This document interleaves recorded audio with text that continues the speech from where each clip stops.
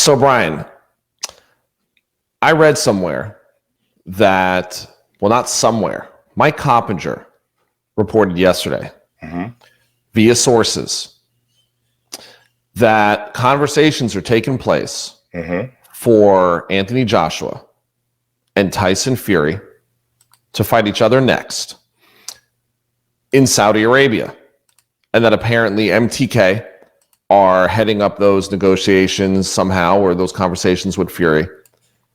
But I was completely dumbfounded, reading this to think that Matchroom and Top Rank would even consider not putting a Joshua Fury unification heavyweight title bout between two British heavyweights in the UK. I couldn't even imagine how going to Saudi Arabia would be a consideration. Now, I know what your answer is going to be and what everyone else is going to be in the comments. Oh, well, you're an idiot because they're going to get paid a lot of money. But there are some events like this that are at such a magnitude. Like I said, I'd be pressed to find out the last time two British heavyweights fought for the undisputed heavyweight championship.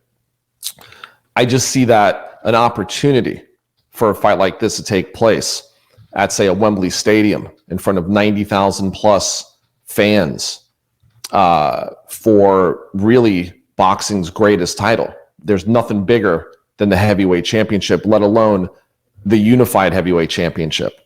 And the fact that a fight like this and a fight week like this and all the buzz and even the live gate revenue that could be generated wouldn't be enough.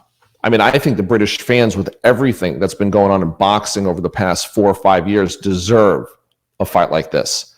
And I can't even imagine that Joshua Fury would be considered to be going to Saudi Arabia. And furthermore, I don't really even know if Pulev and Wilder are on board with this supposed step aside money, letting these guys do that, because we haven't heard from them yet. So that's my between the rounds. I'm interested in seeing hearing your thoughts on that, but that's what I got. This is not the same.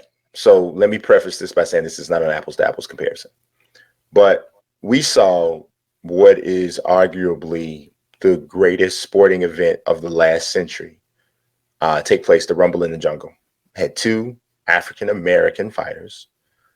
Now, I understand we're talking about the 70s. And as African Americans, there was a need and a strong reason to connect with the mother continent. There definitely was. Their fight was taken to Kinshasa, Zaire. Don King worked together with I forget the name of the music mogul that he worked with to get the fight there. The information from the documentary is escaping me. I haven't seen it in a while, but that's how the plan was supposedly hatched to bring that fight there. Obviously, one of the major motivations for doing that was money. That was obviously Don King, they found a knew a way for that to be a windfall. I don't know. I wanted to ask you, if you knew. I know you hadn't started working with Don at that point yet. Right. No. You were probably 3 or 4 or 5 years old at that point. But is there anything that you learned in regards to why that, what made him say, instead of Ali Foreman in LA, in Vegas, in wherever? So I see where you're going with this. Okay, but I think that I know what you're thinking. You're saying, look, Don got a government to give him a boatload of money to bring a huge event to map. But it also made a little bit of sense too. It did. Bringing these two larger than life and the greatest of all time to Africa. Absolutely. I mean, there was a bigger connection. Yes. So I see where you're going. I'm gonna let you do your thing in the championship round. But to answer your question, I don't have any knowledge of the why, but from the document itself, when we were kings, the Oscar-winning documentary. In addition to watching it and understanding that it was really, I guess, the government saw this as a great way to put the name of the country on the map and, to pay for that. But I think for Don, it served a social purpose as well as a financial purpose. Mm-hmm. Yes, and I would agree. And there's obviously a deeper connection taking two African-American fighters to Africa than there is taking a Nigerian British fighter and a Irish, no, he's not Irish. He's gypsy traveler from the UK to Saudi Arabia. There's literally no connection there. The only connection is money. So I say that to say, I brung that up, but I didn't bring that up as a grounds for disagreement. I do agree.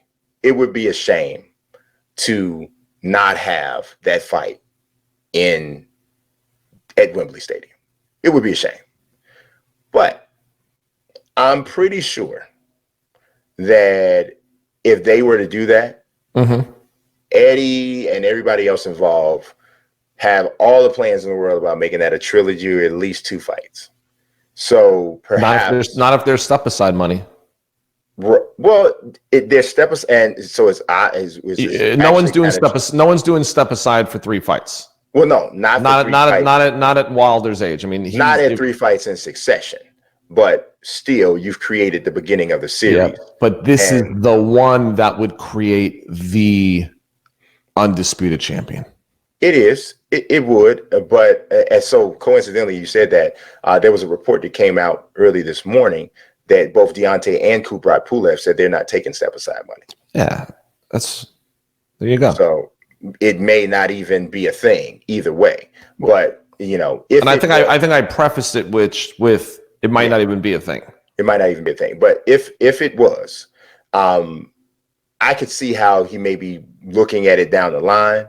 But you never know what happens. You simply never. If you would have asked people in the early 90s, early in the mid 90s, would Riddick Bowe and Lennox Lewis fight? Most people would have said at least once. But things happen. And Lennox didn't want to fight him. Yeah, right. Threw his belt in the garbage. He threw his belt in the garbage, but here's the thing. For good reason. But here's the thing. That could have been something that he just did that day or at that time. But somewhere down the line, maybe you do that knowing that really, it may look like an act of finality or totality, but you know that things can change. I can do this today. I can throw this belt in the garbage. I can make this whole dramatic scene. But in 2 years, we both keep winning. The fight gets bigger. We make it at another time, blah, blah, blah. Or you open the door to a Holyfield trilogy. Right. Yeah, you never know what happens, right? You think that there's going to be a later opportunity, but it turns out that there isn't.